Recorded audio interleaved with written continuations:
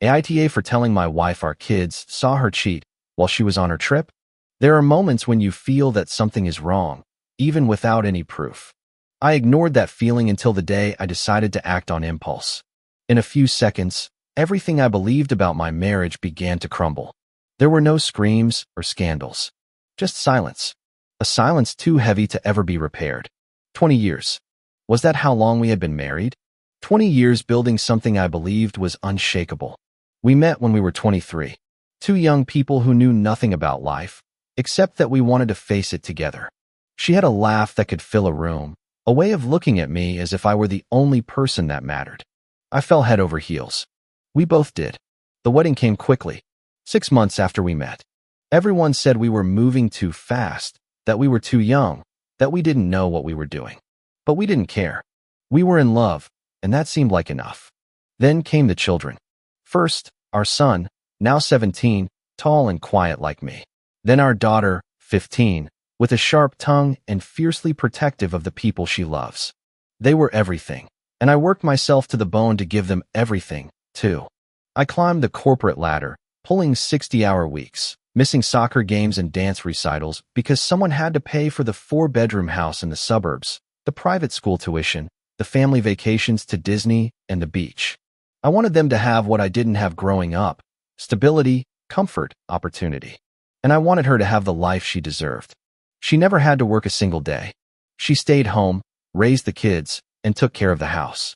That was the deal. That was our life. And I thought she was happy. I thought we were happy.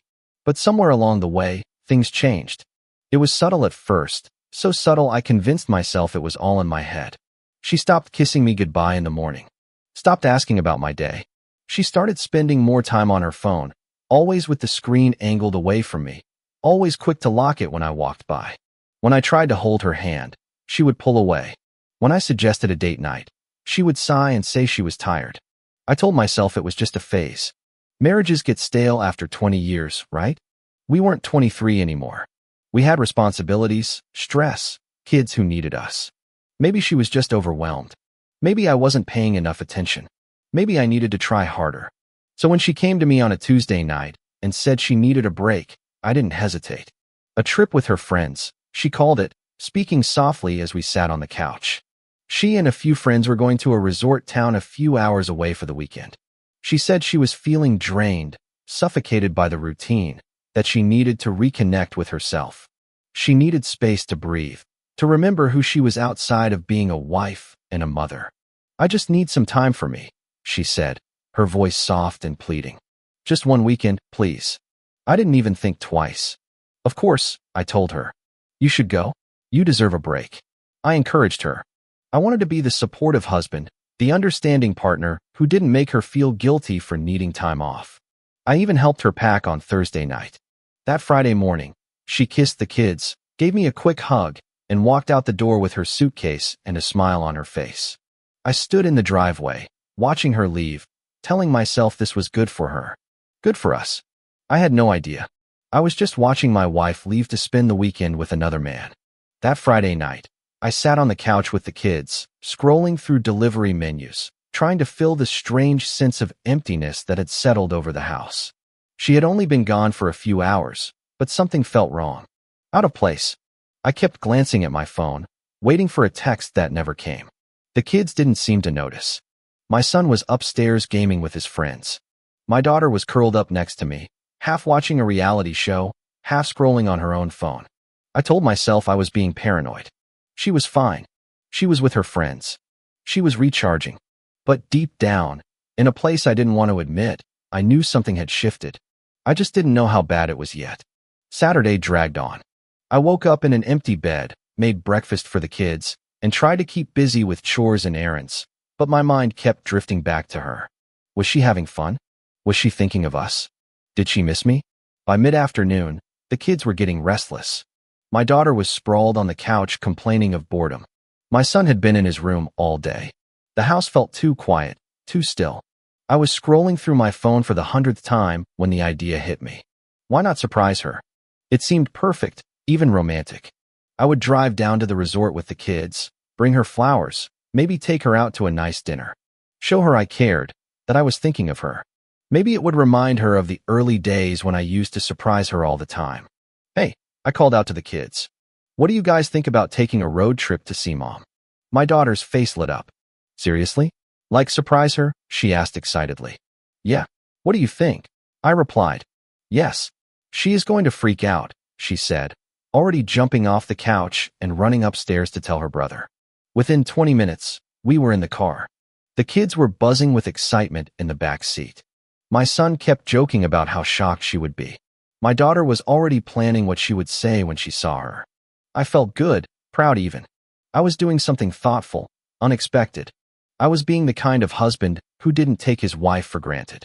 The 2-hour drive flew by. We talked. We laughed. We listened to music. For the first time in weeks, things felt normal, like we were a family again. We pulled into the resort parking lot around 5 p.m. The place was fancy. Stone facades, manicured gardens, a lobby with floor-to-ceiling windows overlooking a lake. I parked near the entrance and turned to the kids. Wait here for a second, I told them. Let me find out what room she's in, and then we'll go surprise her. They nodded, still grinning. I walked through the sliding glass doors into the lobby. Soft jazz was playing. The lighting was low and warm, designed to feel intimate and luxurious. I scanned the space, looking for the front desk, when I saw her. She was standing near the bar with a man. At first, I didn't process it. My brain couldn't make sense of what I was seeing. Maybe it was one of her friend's husbands. Maybe they had all decided to bring their partners at the last minute. Maybe. Then she leaned into him. His arm slid around her waist, pulling her close. She tilted her face up to his, smiling in a way I hadn't seen in months. And then she kissed him. Not a polite peck, not an accidental brush of the lips. A real, deep, familiar kiss. The kind of kiss that comes from intimacy, from history, from something far beyond a drunken mistake. The world stopped. I couldn't hear the music anymore. I couldn't hear the conversations around me. All I could hear was the sound of my own heart, hammering in my ears, loud and violent, like it was trying to break through my chest. My fists clenched, my vision tunneled. Every instinct in my body screamed at me to move, to storm across that lobby, to confront them, to make him feel a fraction of the pain that was tearing me apart in that moment. I took a step forward. Then I heard my daughter's voice behind me. Dad, she called out. I froze. I turned around. She was standing in the doorway, my son right behind her. And they had seen it. Both of them. Their faces said it all. My daughter's eyes were wide, filling with tears. My son's jaw was clenched so tight I could see the muscle twitching. Dad, my daughter whispered again, her voice breaking. Is that Mom? Something inside me snapped. Not into fury, but into something colder, sharper, more focused. I pulled out my phone, opened the camera, and started recording. My hands were steady.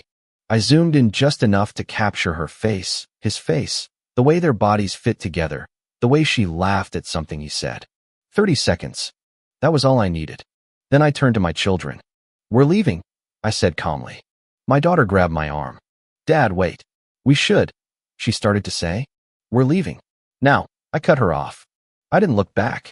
I walked out of that lobby with my head held high and my jaw set, my kids trailing behind me in a stunned silence. The 2-hour drive home was the longest of my life. My daughter cried quietly in the back seat, her face pressed against the window. My son stared straight ahead, saying nothing, his hands balled into fists in his lap. I gripped the steering wheel so hard my knuckles turned white, my mind racing with images I couldn't erase. Her, the kiss, the smile, the casualness of it all, as if I didn't exist, as if 20 years meant nothing. When we finally pulled into our driveway, I killed the engine and sat for a moment, staring at the dark house. Then I looked at my kids in the rearview mirror. I'm filing for divorce, I said quietly. I'm not going to let her do this to us. My daughter wiped her eyes and nodded. My son looked at me, his voice low and hard. Good, he said. And that was that. I didn't sleep that night. While my kids were upstairs, my daughter crying herself to sleep, my son locked in his room with his headphones on, I sat in my home office with my laptop open and my mind on fire. She was still at the resort, still with him. She had no idea I knew, no idea I had seen her, no idea that the clock had started counting down on the end of her comfortable life. And I was going to use every second of her ignorance to my advantage. First, the money. I logged into our joint bank accounts, the ones I had deposited my paychecks into for 20 years. Every dime in there came from me, from my work, from my sacrifice, from my 60-hour weeks and missed family dinners. She hadn't contributed a single cent. I transferred everything, every last penny, into a new account solely in my name. Checking, savings, the emergency fund, all of it drained. Then I moved on to the credit cards. I called each company, had her removed as an authorized user, and canceled every card she had access to. Within 2 hours, she was financially cut off. If she tried to buy so much as a coffee on Sunday morning, the card would be declined. I wanted her to feel it immediately. I wanted her to panic. Second, legal protection. I wasn't going to take a single step without covering my bases. Early Sunday morning, before the sun was up, I called a divorce lawyer a colleague had recommended, someone known for being ruthless and meticulous. I left a message. He called me back in less than an hour. I need an emergency consultation, I told him. First thing Monday morning. What's the situation? He asked. My wife is having an affair. I have video evidence, and I want full custody of my children, I replied. There was a pause. Then he said, I'll see you at 8 a.m. I spent the rest of Sunday documenting everything. I uploaded the video to a secure cloud folder. I wrote out a timeline. When she left on Friday morning, where she went, who she said she was with. I pulled our financial records, showing years of me supporting her while she contributed nothing. I screenshotted her text messages from Friday morning, the ones where she told me she loved me and would miss me. Every detail, every lie, every piece of evidence I would need to bury her in court. Sunday afternoon, I sat down with my kids. We gathered in the living room, the three of us, and for the first time since Saturday, I let myself see the damage. My daughter's eyes were swollen and red. My son looked hollowed out, as if something essential had been torn from him. I'm not going to sugarcoat this, I began. What you saw yesterday was real. Your mother made a serious mistake. She lied to us. I'm ending the marriage. My daughter's lip trembled. What about us? She asked quietly. I'm going to fight for full custody, I told her. You will not be forced to see her if you don't want to. You will not be forced to have a relationship with her. The choice is yours. I don't want to see her, my son said, his voice flat and cold. Ever again. My daughter hesitated, then nodded. Me neither. For now, she added quietly. I pulled them both into a hug. They held on tight. For the first time since this nightmare began, I felt something other than rage. I felt purpose. I was going to protect them, no matter the cost. All weekend, her phone had been silent. No calls, no texts. Too busy with her companion to check in on her family. But on Sunday night, around 9 p.m., my phone finally rang. Her name lit up the screen. I stared at it for a long moment, letting it ring. Then I answered. Hey, honey, she said brightly, her voice cheerful, as if nothing was wrong. Just calling to say hi? I miss you guys. How are the kids? My jaw tightened. I could hear the lie in her voice, the performance. I kept my tone calm, measured. I'm glad you're having fun, I replied. So much fun, in fact, that I brought the kids down there yesterday to surprise you. Silence. And we saw you, I continued. We saw the situation with him. More silence. Then, frantically, she stammered. Wait. What? No, honey. That wasn't. I don't know what you think you saw, but I recorded it. I cut her off. I have the video. The kids saw it too. They're done with you. Her voice broke. Please, let me explain, she begged. There's nothing to explain, I said coldly. I've canceled all the cards. I've moved my money from the accounts. I've already spoken to a lawyer. Don't bother coming home. You can't do this, she cried, her words tumbling over each other. Please, just listen to me. I'm done listening. Goodbye. I hung up. 10 seconds later, my phone started buzzing with texts. I ignored the first few, then opened one. Please, you don't understand. It was a mistake. I was confused. It didn't mean anything. The next one. You didn't see what you think you saw. And then, that wasn't me. I stared at that last text for a long moment. Then I opened the video and hit send. No messages came after that. Monday morning, 8 a.m. sharp, I walked into the law office. The lawyer was exactly what I expected. Mid-50s, immaculate suit, a no-nonsense expression. He shook my hand, indicated a chair, and got right to the point. Show me what you have, he said. I took out my phone and played the video. He watched it without expression, his eyes focused. When it was finished, he sat back in his chair and nodded. That's clean, clear, and undeniable, he said. You have everything you need. And custody? I asked. With this evidence and your financial contribution to the household, full custody is very likely, he explained. Especially since the children are old enough to express their preference to the judge. How old are they? 17 and 15, I answered. Perfect, he replied. At those ages, their voice carries significant weight. If they don't want to see her, the court will respect that. Relief washed over me. How quickly can we move? I asked. I'll file the paperwork today, he said. She'll be served by the end of the week. But I need to warn you. He leaned forward, his expression serious. She's going to fight this. She will beg, manipulate, maybe even make threats. You hold firm. Don't engage emotionally. Let me handle it. I nodded. I'm ready, I told him. That evening, I was in the kitchen with the kids when the front door opened. She came in around 6 p.m., looking like she had been through hell. Her hair was a mess. Her eyes were red and swollen. It was obvious she had driven straight from the resort after finding out her cards didn't work and her bank accounts were empty. The three of us were sitting at the dinner table. No one looked at her. Please, she said, her voice trembling. Please, just let me explain. I didn't turn around, didn't even look up from my plate. There's nothing to explain, I said flatly. She took a step closer. It was a mistake. I was stupid. I don't have feelings for him. I love you. I love this family, she pleaded. My daughter looked up at her, and for the first time, I saw real anger in her eyes. You were with him, Mom, she said harshly. We saw you. My wife's face crumbled. She reached for my daughter's hand. Honey, please, she started. My daughter snatched her hand away. Don't touch me, she said coldly. My son kept eating, his eyes fixed on his plate, refusing to even acknowledge her presence. She turned to me, desperate now. What do you want me to do? She asked frantically. I'll do anything. I'll go to therapy. I'll cut him off completely. I will. I want a divorce, I interrupted, my voice like ice. I've already filed. You'll be served the papers by the end of the week. Her breath hitched. You can't take my children from me, she protested. They don't want you, I stated. Ask them yourself. She looked at my daughter, then my son. They both refused to meet her gaze. Get out, I said quietly. Where am I supposed to go? She cried. I have no money. You took everything. I finally turned to look at her. You should have thought of that before you decided to get involved with someone else, I said bluntly. The directness of it shocked her into silence. She just stood there, trembling, mascara running down her face, looking like a stranger. That's cruel, she whispered. No, I replied quietly. It's justice. She left that night. I found out later she stayed at a friend's house, one of the same friends who had been on the trip. But within a few days, word got around. The friend's husband found out about the situation and was furious that his wife had enabled it. My wife was asked to leave again. She tried calling her companion. He blocked her number.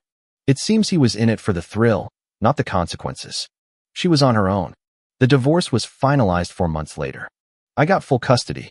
The judge listened to my children, heard their voices, their pain, their choice, and ruled in my favor. She was granted supervised visitation, but only if the children agreed to see her. They didn't. She lost the house, the lifestyle, and everything she had taken for granted for 20 years. Having never worked a day in her life, she had no resume, no skills, and no marketable experience. She ended up in a small apartment an hour away, working as a grocery store cashier. Minimum wage, no benefits, no safety net. Her friends distanced themselves. Her family was disappointed. Her lover had vanished the moment things got real.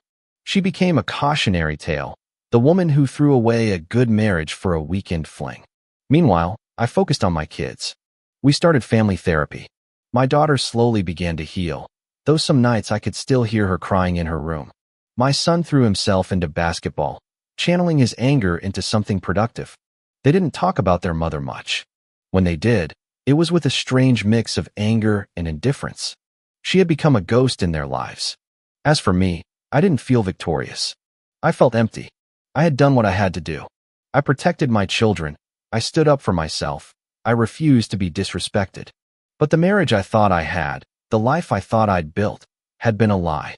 And that realization haunted me more than the affair itself. How long had she been unhappy?